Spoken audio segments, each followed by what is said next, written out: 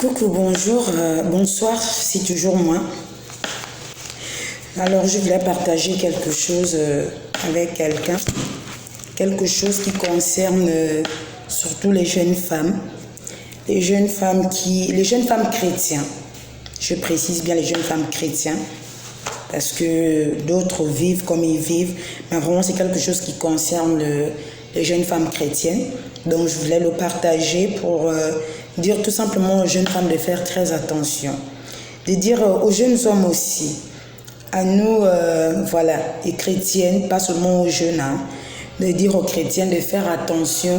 Parfois dans nos assemblées, on nous a tellement mis dans la tête que le seul péché qui nous amènera en enfer, c'est la fornication.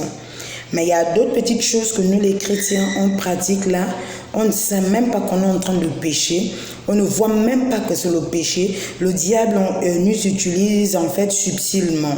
Tu te dis, plus que je ne couche avec personne, donc je suis sainte, alors que c'est faux.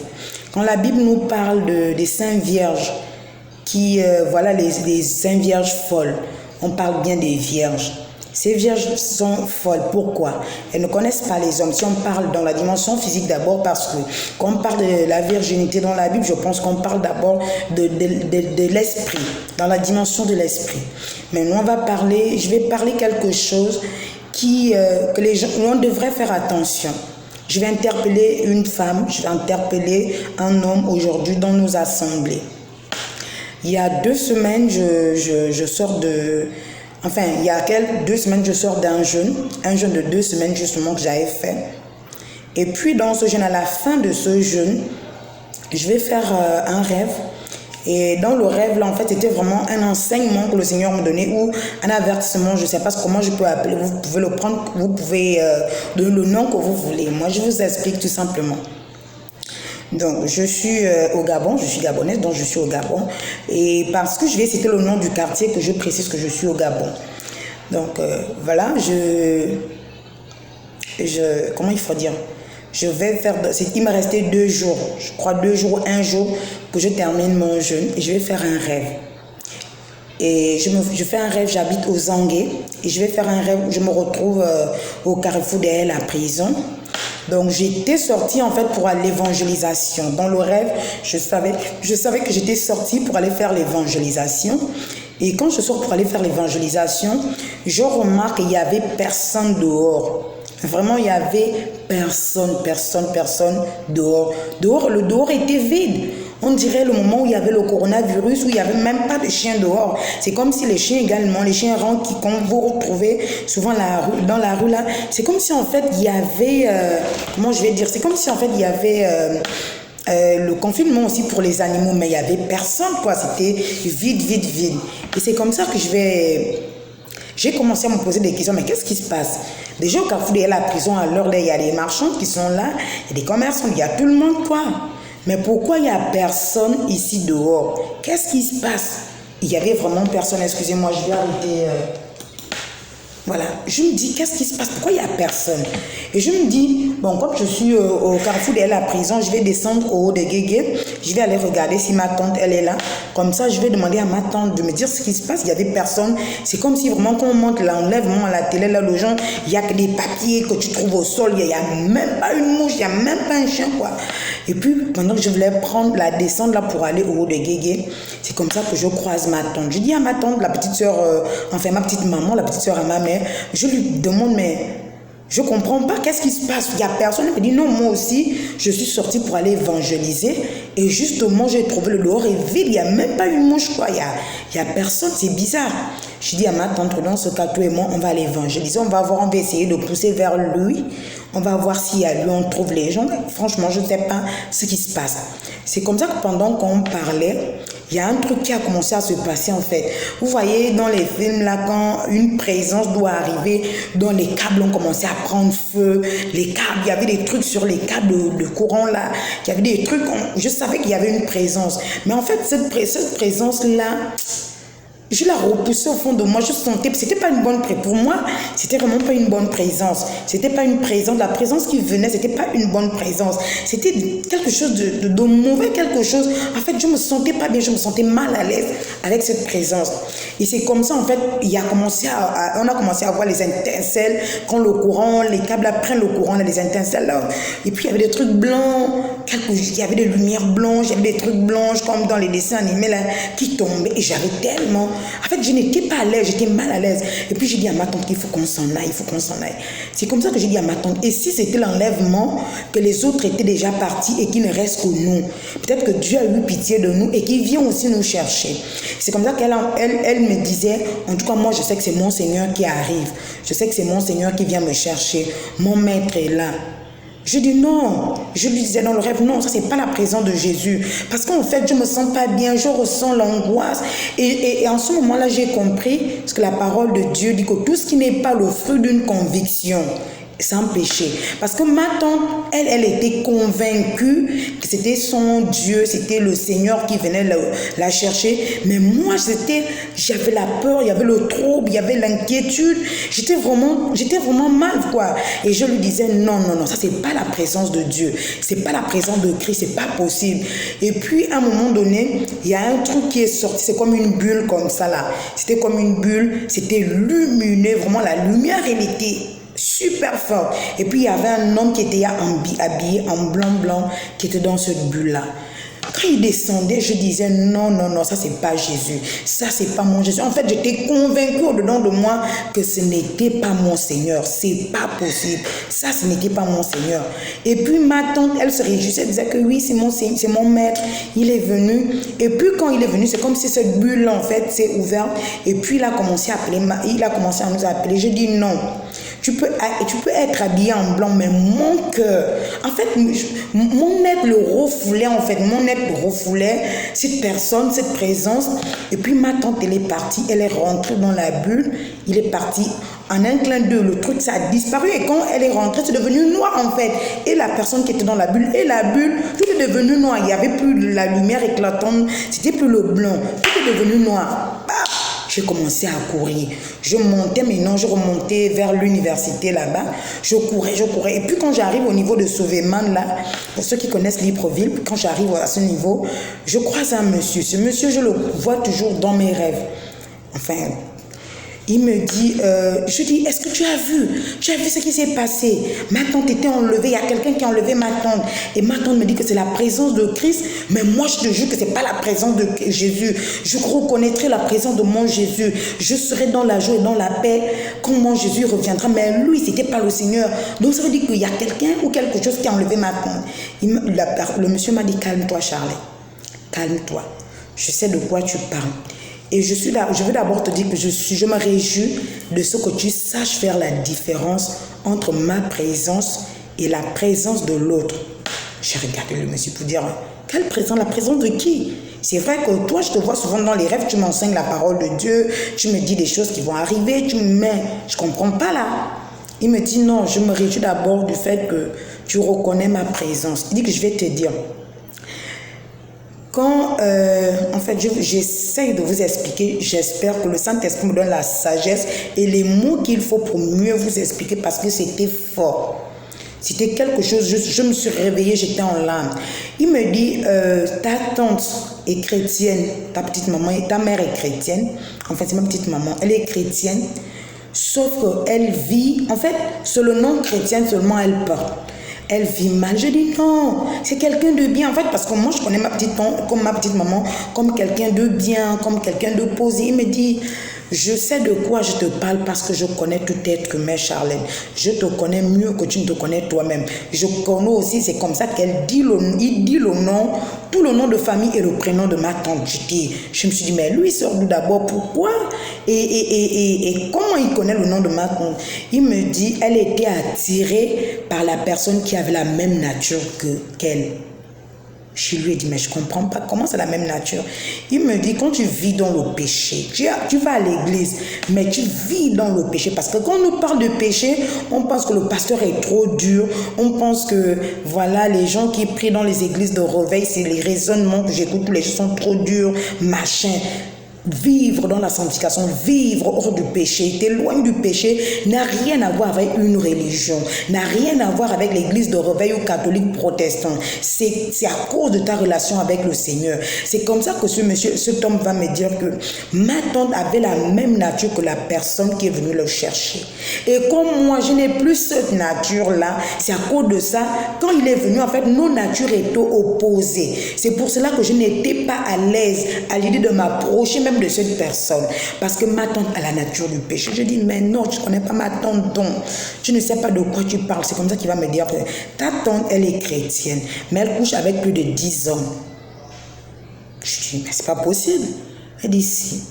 Elle va à l'église, elle couche avec plus de 10 hommes. Ta tante est consciente de moi sur une seule base, que personne ne peut enlever dans sa tête. Ta tante est consciente que je suis le Dieu protecteur. Ça veut dire que si tu lui parles que je suis le Dieu qui guérit, elle n'est pas dedans. Tu dis que je suis le Dieu qui élève, elle n'est pas dedans. Si tu dis que je suis le Dieu qui pourvoit, elle n'est pas dedans. Mais si tu dis que je suis le Dieu qui protège, elle est tellement consciente de ça et je ne peux donner à l'homme que ce dont l'homme est conscient. Je dis, ah bon? C'est après, en fait, quand je me suis réveillée, que j'ai dit, mais il faut que je demande un jour à cet homme que tu es qui, toi, qui me parle à chaque fois. C'est toujours la même morphologie, c'est toujours la même personne que je vois souvent. Je dis, ok. D'accord, je dis, mais ce que je vais savoir, c'est que cette personne, en fait, parce que je ne parlais pas du diable, hein, mais cette personne ou cette présence l'a amenée où? Il m'a dit, l'a amenée là où elle doit être. Donc, la nature de ma tante, comme ma tante vivait dans le péché, donc elle avait la nature du péché, et quand l'autre est venu, donc les deux natures, en fait, les deux natures étaient, comment je peux dire, les deux natures, je peux dire, coïncidaient ensemble. Voilà pourquoi elle était attirée par sa nature. Et voilà pourquoi moi, je n'ai pas été attirée par cette nature-là, parce que ce n'est plus ma nature. Donc, il me félicitait parce que je n'ai plus la nature du péché. Hein. Et il m'a dit, il y a des choses que je te reproche. Je te reproche des choses. Et je vais te dire des choses que je te reproche qu'il faut que tu abandonnes. Je dis, ok, je t'écoute. Maintenant que je suis là. Et ce qui était bizarre dans tout ça, c'est que plus il me parlait, plus on changeait d'environnement. Plus on changeait d'environnement et plus il me parlait, il y avait maintenant les gens autour de moi. C'était plus désert comme c'était avant. C'est comme ça qu'il va me dire que je vais te reprocher des choses que tu dois travailler, que tu dois enlever. Première chose, c'était sur mes pensées. Il me dit, tu as un problème. Lorsqu'une mauvaise pensée vient, je te donne le pouvoir d'imposer silence à ces mauvaises pensées. Qu'est-ce que tu fais? Lorsque tu as une mauvaise pensée, on t'injecte une mauvaise pensée, tu pénètres. En fait, c'est comme si je rentrais dans la mauvaise pensée. Je laisse cette mauvaise pensée, en fait, pénétrer en moi, rentrer en moi. Et puis, ça commence à m'amener à tourner des films. Ça commence à, voilà. C'est comme si je laissais ces mauvaises pensées-là, en fait, pénétrer en moi et puis voilà, s'asseoir. Ça veut dire que si quelqu'un m'a fait quelque chose de mal, au lieu de dire tout simplement, de faire la remarque, tout simplement à la personne, au frère ou la soeur ou à mes parents, écoute, tu m'as fait ça, ça m'a vraiment blessé, qu'est-ce que je vais faire? L'autre, il est là, il me pompe les mauvaises pensées. Oui, tu ne mérites pas ça. Voilà, il t'a fait telle chose. Et qu'est-ce que moi je fais? Je commence à raisonner, à réfléchir. Je ne me lève pas. Il dit, je t'ai donné la parole. Je t'ai donné le pouvoir d'imposer silence à ces mauvaises pensées. À ces mauvaises pensées. Mais qu'est-ce que toi tu fais? Toi, tu les prends. En fait, tu plonges dedans. Et je peux faire parfois une semaine, 2, 3 jours, je suis dans la même chose, je raisonne. Et puis ces mauvaises pensées-là, en fait, sont en train de me dire ce qu'il faut faire. Et finalement, quand je vais faire ce qu'il me dit de faire, je vais finalement trouver que j'ai tort. Parfois, la personne, tu as entendu que la personne a dit ça sur toi, ou la personne ne t'a pas salué, tu commences à raisonner, mais pourquoi cette personne ne m'a pas salué? Oh, parce qu'elle n'a pas ton temps, parce qu'elle est comme ça et tout. Au lieu de demander à l'autre, parfois, l'autre n'a même pas fait exprès, elle est dans ses pensées, peut-être qu'elle a un problème, une préoccupation, et toi, le diable va commencer à t'infiltrer. Il dit, c'est ça ton problème. Tu laisses tellement les mauvaises pensées t'envahir, tu laisses tellement les pensées sales t'envahir, et puis tu plonges dedans, tu ne prends pas l'autorité que je t'ai donné pour imposer silence et ça te crée des problèmes. Donc je peux faire, la semaine là peut-être le Seigneur a quelque chose qui doit m'enseigner, mais non, j'ai déjà fermé les portes parce que j'ai des mauvaises pensées qui sont dans ma tête. Et parfois même, la colère, il me parlait aussi de la colère et l'autre c'était la colère. J'avais une colère, quand je suis en colère, ça me rend malade. Ça me rend malade, je peux ruminer pendant une semaine, des jours, des mois. Je suis là, je suis malade, je commence à avoir mal à l'estomac, je commence à avoir les nerfs on dirait que les nerfs vont péter. Après, je commence la tension et tout simplement. Mais quand tu vas, le jour que tu vas appeler la personne pour poser la question, pour demander, la personne va te dire un truc banal. Excuse-moi Charlène, moi je ne savais pas que c'était comme ça, mon intention n'était pas de te blesser, mais en attendant tu as ouvert les portes à l'ennemi, tu as ouvert les portes à la colère, tu as ouvert les portes aux mauvaises pensées. Donc c'est ce que je te reproche. Je dis effectivement c'est la vérité. C'est vrai Seigneur, je te demande pardon. Et là en fait, je ne sais pas, en fait, j'ai reconnu, en fait c'est comme si quelque chose dans mon cœur, c'est comme s'il y avait, je ne sais pas comment il faut le dire en fait, je ne sais pas comment il faut le dire, mais mon cœur, je n'avais plus la force en fait de renier ce que le monsieur me disait. C'était tellement évident, c'était tellement vrai. Je dis oui, franchement, vous avez raison, c'est vrai. Et l'autre chose, c'était l'escroquerie et l'abus de confiance. Pourquoi une chrétienne comme moi, pourquoi une personne qui évangélise Dieu, on va me dire encore que je suis dans l'escroquerie, l'abus de confiance. Il va me dire, Charlène, tu as commencé à parler de moi sur les réseaux sociaux, tu as commencé à évangéliser, mais les gens, tu évangélises, les gens que tu escroques là, les gens à qui tu donnes l'espoir là, ces gens-là, quand ils vont te voir à la télé, quand ils vont te voir sur les réseaux sociaux, ils ne pourront pas m'accepter. Ils ne pourront pas m'accepter à cause de toi. Parce qu'ils diront que voilà, les enfants de Dieu, ce sont des escrocs, ce sont des menteurs, ce sont machins. Pourquoi je parle de ça? Abus de confiance à quel niveau? Il dit, il y a des hommes qui viennent vers toi, qui te font la cour, qui veulent de toi. Tu sais très bien pourquoi ces hommes-là sont dans ta vie. Qu'est-ce que tu fais? Tu ne leur dis pas non, tu ne veux pas. Et pourtant, tu es consciente que ce n'est pas l'homme avec qui tu veux te marier. Tu ne veux pas de lui dans ta vie. Tu es bien conscient de ça, mais qu'est-ce que tu fais, Charlène? Tu continues à écrire les messages, vous passez du temps ensemble au téléphone, parfois il t'envoie de l'argent par le téléphone, vous passez du temps. En fait, tu donnes l'espoir à ces hommes qui vont être avec toi. Et en ce moment, il y a plus de 5 hommes dans ta vie qui sont en train d'espérer qu'ils seront avec toi. Mais au fond de toi, tu sais bien qu'aucun d'entre eux ne sera ton époux. Parfois, tu prends leur argent, parfois... Et ça, c'était tellement vrai. À ce moment-là, c'était tellement vrai. C'était vrai parce qu'il y a des gens parmi ces hommes-là. En fait, pour moi, ma logique, c'était que je ne veux pas les blesser. Ils sont là, ils veulent de moi. Quand même ils vont voir que je ne veux pas, je ne m'intéresse pas à eux, je n'envoie pas les messages en premier, ils vont peut-être se dire que voilà, ils ne veulent pas. En fait, ma logique, c'était de les refuser sagement. De refuser ces sommes sagement, de dire, mais ce qui concerne la fornication, quand même, je disais, voilà, je suis chrétienne, je suis enfant de Dieu, moi je ne peux plus vivre comme ça. Mais voilà, je disais pas à l'homme que je ne peux pas t'épouser, vraiment on ne peut pas avoir une relation, je disais pas ça. D'autres étaient tellement gentils que par pitié, j'avais du mal en fait à leur dire que je ne veux plus de toi, j'avais vraiment du mal. Et qu'est-ce que je faisais? En fait, j'étais dans ce truc-là. Il y en a quand ils m'appelaient, c'était tellement agaçant que parfois je ne décrochais pas, mais je n'étais pas honnête. Honnête dans le sens qu'il faut leur dire les choses telles qu'elles sont. Je prenais leurs cadeaux. Et pourtant, il y en a qui traînaient pendant des mois là. Je me disais, ils vont comprendre. Mais ils ne comprenaient pas. Ils ne comprenaient pas. C'est dans ce sens que le Seigneur, et il me l'a expliqué lui-même, qui m'a parlé de l'escroquerie et l'abus de confiance. On est dans nos églises. Tu sais très bien que ce frère-là veut de moi. Et que toi, tu ne veux pas l'épouser. Tu n'es pas d'accord avec lui. Qu'est-ce que l'on fait? Tu prends les cadeaux par pitié. Tu te dis, si je dis comment il va prendre, non, je vais me comporter comme ça parce qu'il va comprendre. Le Seigneur m'a dit que non.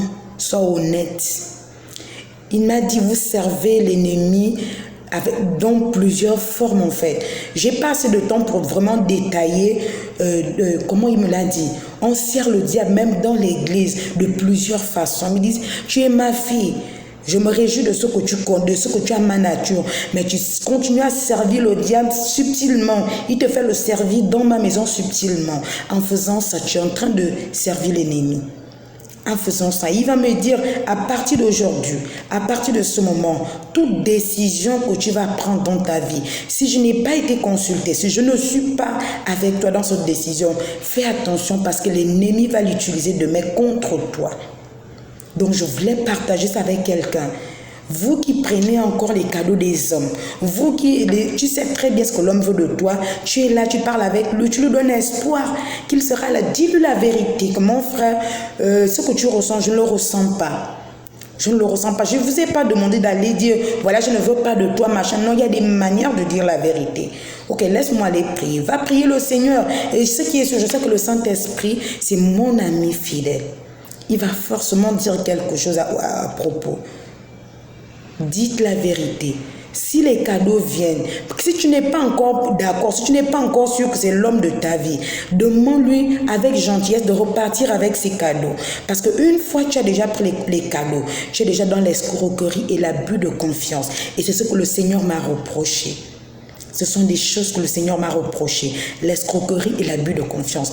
Et je me suis repentie. Je dis, Seigneur, c'est tellement vrai. C'est tellement vrai. Je me souviens, le jour que j'ai fait cette vision, à la veille, il y a un d'entre eux qui m'avait envoyé l'argent. Je me sentais pas... J'étais dans le jeûne, je me sentais vraiment pas très bien. Alors que d'habitude, c'est dans les temps dans les moments, des temps de prière et de jeûne. En fait, je me sens comme un poisson dans l'eau, comme on le dit. Je me sens tellement bien. C'est en ce moment que je prends... À ce moment, je ne sais pas comment il faut le dire. Moi, je le dis, hein, c'est les meilleurs moments de ma vie. Quand je suis dans la présence de Dieu, c'est les meilleurs moments de ma vie. J'étais dans la parole de Dieu, j'étais en train d'évangéliser, j'étais en train de parler aux filles du péché, aux jeunes gens du péché, mais moi-même j'étais dans le péché sans le savoir. Parce que j'avais pitié ou j'avais de la compassion. C'était même pas de la compassion, c'était une fausse compassion de dire que je ne vais pas blesser. Alors que là, j'étais en train de les blesser. Au lieu de donner espoir à quelqu'un qu'on est ensemble et lui dire une fois que mon frère, écoute, j'ai prié, vraiment, je vois que c'est pas toi, donc vraiment, je ne peux pas te dire oui, je peux pas te dire oui, donc voilà. Qu'est-ce que j'ai fait? J'ai continué à entretenir des relations. Au fond de moi, je savais. Et je me souviens bien qu'à cette époque-là, le Saint-Esprit me mettait tellement à cœur. Dès que je commence avec quelqu'un, en fait, c'était tellement vrai. C'est pas qu'il me disait que c'est pas lui, mais au fond de moi, il n'y avait pas de conviction. Je ne voulais rien savoir de ces hommes. Je ne voulais...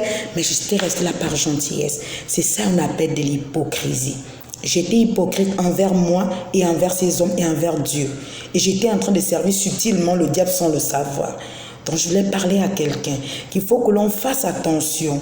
Et toutes ces choses-là, il m'a dit, ces choses peuvent t'empêcher de rentrer dans mon royaume.